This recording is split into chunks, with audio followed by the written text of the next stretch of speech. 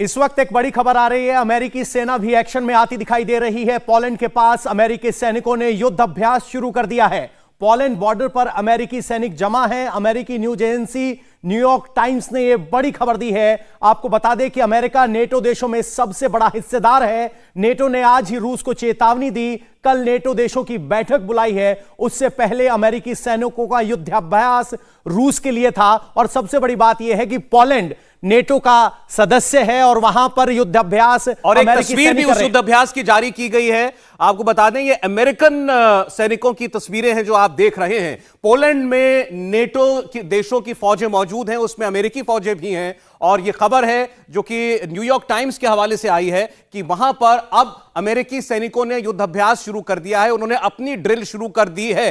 यह इस तनाव को और बढ़ाएगा ही, यह बात तय है। अच्छा, मैं इसमें एक चीज जोड़ना चाहता हूं क्योंकि हम पोलैंड की तस्वीर दिखा रहे हैं। आपको सबसे पहले डिटेल देते हैं कि आखिरकार कितने यहां पर सैनिक मौजूद है। यहां पर 4,500 माफ कीजिएगा 5,500 यहां पर अमेरिकन ट्रूप्स मौजूद हैं पोलैंड में इस वक्त। नेटो के यहां पर 1200 है, तो कुल मिलाकर सबसे ज्यादा जो अभी कंसंट्रेशन है फॉरेन फोर्सेस का वो इस वक्त पोलैंड में है। और पोलैंड में लगातार अमेरिकन जो आर्मी है वहां पर बेस भी है, इनका यहां पर एयर बेस भी है जहां पर लगातार प्रैक्टिस करते हैं। लेकिन ये जो अभी वहां पर एक्सरसाइज हो रही है ये सिर्फ और सिर्फ आपको बता देते कि एक यहां पर पोर्ट्रे किया जा रहा है कि हम तैयार हैं, आप पोलैंड में घुसने की कोशिश मत करना। अगर आप पोलैंड में घुसेंगे ऑप्टिक्स माना जाए सौरभ जी इसको कि ऑप्टिक्स है कि हम भी कहीं एक्शन में कुछ कर रहे हैं। नहीं, ये सिर्फ चेतावनी दी जा रही है कि आप यूक्रेन में ठीक है लेकिन आप पोलैंड में आते हैं तो वी आर रेडी। अमित बिल्कुल ठीक कह रहे हैं। अभी हमारे साथ जनरल सिवाज थे, उनका भी यह कहना था कि नेटो की केवल एक प्राथमिकता है कि जो उसके सदस्य देश हैं जिनमें पोलैंड भी है उसको किसी तरीके से खतरा ना हो रूस की तरफ से, वो एक चेतावनी देने की बात है।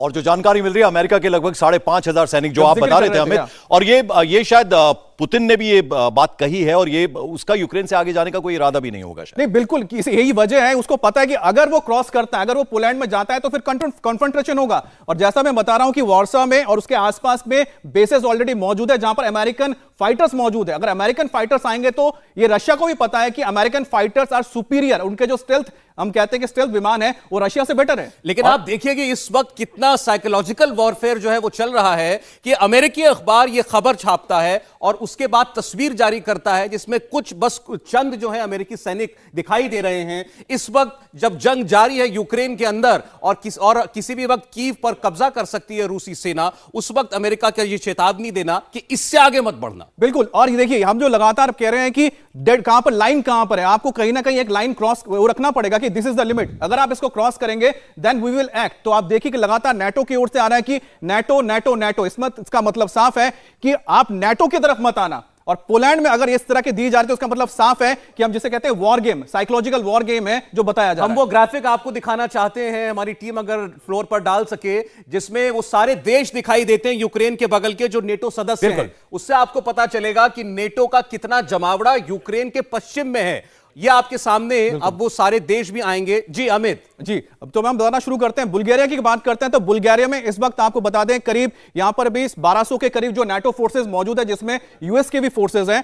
रोमानिया में आपको बताएं कि जो अमेरिकन फोर्सेस अगर बात की जाए तो यहां पर भी 1200 अमेरिकन फोर्सेस हैं और टोटल नाटो का किया जाए तो करीब 2,500 यहां पर टोटल फॉरेन हैं। लेकिन सबसे बड़ी बात है रोमानिया में मिसाइल डिफेंस सिस्टम लगा के रखा हुआ है अमेरिका, यानी नाटो ने लगा रखा हुआ है लेकिन वो अमेरिकन है। इसके बाद हम जाते हैं पोलैंड। पोलैंड सबसे बड़ा इलाका है जहां पर नाटो के सबसे ज्यादा यहां पर आर्मी मौजूद है। 5,500 मैंने कहा कि यूएस है, इसके अलावा 1200 नाटो फोर्सेस यानी कि उसमें जर्मनी की अलग अलग है और यहां पर एयर बेस भी है। साथ ही साथ यहां पर आपको बता दें कि उन्होंने मिसाइल डिफेंस सिस्टम भी लगा के रखा हुआ है। वहीं अगर हम जाते हैं लिथुआनिया में 1200 यहां पर फोर्सेस है यूएस के। टोटल अगर हम करते हैं करीब 2,500 यहां पर भी है नाटो के फोर्सेस। और साथ ही एस्टोनिया में भी हम मान के चलिए 1200 से 2,500 यहां पर है और इस पूरे इलाके में अमेरिकन यहां पर फोर्सेस मौजूद है इस वक्त। इसमें इंटरेस्टिंग बात यह है एस्टोनिया और लातविया वो देश हैं जो यूएसएसआर का हिस्सा थे और बाद में नेटो का हिस्सा बने। और ये नेटो का विस्तार है जिसको रूस ने परेशान किया था और यही वजह है कि रूस यूक्रेन में नेटो कुछ नई तस्वीरें आई हैं यूक्रेन के आसमान की तस्वीरें आप देखिए। इसमें आपको अटैक करते हुए हेलीकॉप्टर दिखाई देंगे। ये मी-35 हेलीकॉप्टर्स है, मी-35 हेलीकॉप्टर्स।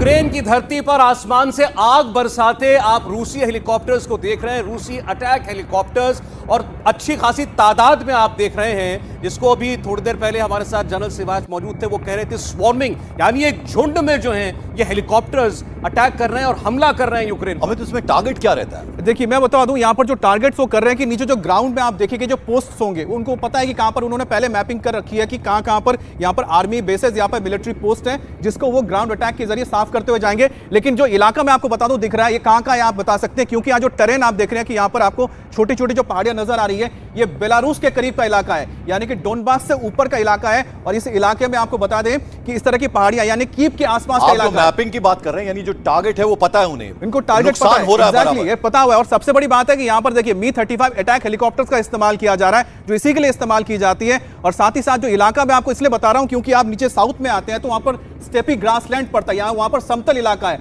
जो हम बात करते हैं डोनबास के नीचे का इलाका, डोनेट्स्क हो, लुहांस्क हो, या फिर मारियापोल की बात होती है। लेकिन ये इलाका जो है ये कीव के पास का इलाका है, खार्किव के पास का इलाका है। देखिए आप पूरा जंगल वाला इलाका नजर आ रहा है, फॉरेस्ट एरिया नजर आ रहा है। ये जो फॉरेस्ट एरिया, इसलिए मैं बता रहा हूं कि यहाँ के जो टोपोग्राफी है, ये टोपोग्राफी है कीव के पास के इलाके का है, यानी कि ये साउथ ऑफ यूक्रेन नहीं है। साउथ ऑफ यूक्रेन में जाएंगे तो प्लेन्स नजर आता है, वहां पर प्लेन्स है, स्टेपी ग्रासलैंड जिसे बोलते हैं। लेकिन जो इलाका पड़ता है कीव के उस तरफ, वो थोड़ा सा हिली इलाका है और वहां पर इसी तरह के ट्रेन दिखते हैं, तो ये कीव के आसपास का इलाका है। सिविलियंस को कोई नुकसान नहीं होगा, इसका ख्याल रखा जाता है इस तरह के जब देखिए कोलेटरल डैमेज होता है, कोलेटरल डैमेज होगा, लेकिन रूस को यह पता है कि किन इलाकों में अटैक करने हैं। अच्छा, यूक्रेन ये दावा कर रहा है कि वो रूस की सेना को कड़ा जवाब दे रहा है। यूक्रेन ने दावा किया कि उसने रूस का एक जहाज भी मार गिराया है।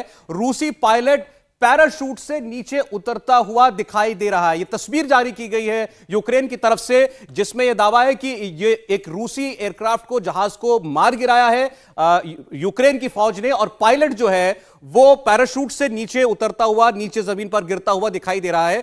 यह इस तस्वीर के जरिए बता रहा है यूक्रेन। ये तस्वीरें जारी करने के पीछे यूक्रेन का मकसद यह है कि वो ये बता सके, संदेश दे सके अपनी फौजों को, अपने नागरिकों को, कि ऐसा नहीं है कि उन्होंने हथियार डाल दिए हैं, वो लड़ रहे हैं और जवाब दे रहे हैं रूस को। बिल्कुल। और ये इलाका मुझे जो लग रहा है ये खार्किव के पास का इलाका, यानी कि रशिया और बेलारूस का जो वहां पर पूरा इलाका है उसके ठीक साथ जो लगा हुआ यूक्रेन का इलाका है, उसी इलाके में ये नजर आ रहा है जिस तरह की यहाँ की टोपोग्राफी है। और इसमें साफ दिख रहा है कि जिसका जिक्र कर रहे थे आप कि एक वहां पर देखिए पैराशूट के जरिए नीचे उतर हमें जो हम बात सीरियसनेस की कर रहे थे, ये जितनी पिक्चर्स आ रही हैं सब यूक्रेन के हवाले से आ रही हैं। रूस अपना काम कर रहा है। देखिए एक कार्टून भी वो हिटलर और पुतिन के चेहरे पर गाल को थपथपाता हुआ नजर आ रहा था, तो उसको काफी क्रिटिसिज्म यूक्रेन को झेलना पड़ा कि आप थोड़ी सीरियसनेस दिखाइए। यानी वो उतना सीरियस नहीं है, वो बार बार एक के बाद एक तस्वीरें रिलीज हो रही हैं कि हम जवाब दे रहे हैं, हम जवाब दे रहे हैं। देखिए इस तस्वीर में मैं दर्शकों को बताना चाहूंगा, क्योंकि बहुत छोटा सा आपको वो चित्र इसमें जो है वो दिखाई देगा, जो ये धुआं उड़ता आपको दिखाई दे रहा है। इसका मतलब वो जहाज जो है नीचे पानी में गिरा, और उसके बगल में आप देखिए पीले से रंग का आपको पैराशूट जो है वो दिखाई देगा। तो यह दावा किया यूक्रेन ने कि यह जहाज मार गिराया जो नीचे पानी में जाकर के गिरा, और पायलट ने अपनी जान बचाने के लिए एयरक्राफ्ट से इजेक्ट किया, और वो पैराशूट भी इस तस्वीर में साफ दिखाई दे रहा है।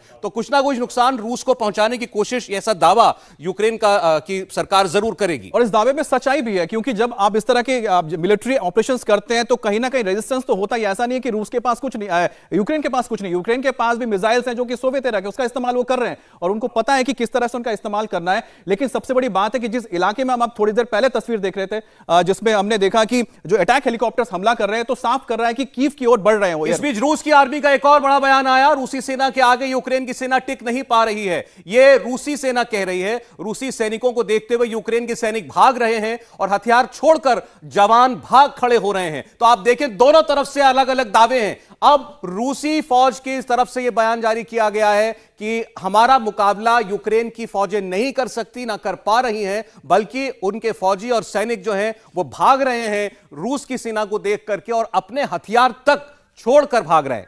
इंडिया टीवी हर वक्त हर जगह डाउनलोड करने के लिए सर्च करें India TV news Google play store या ऐप स्टोर पर।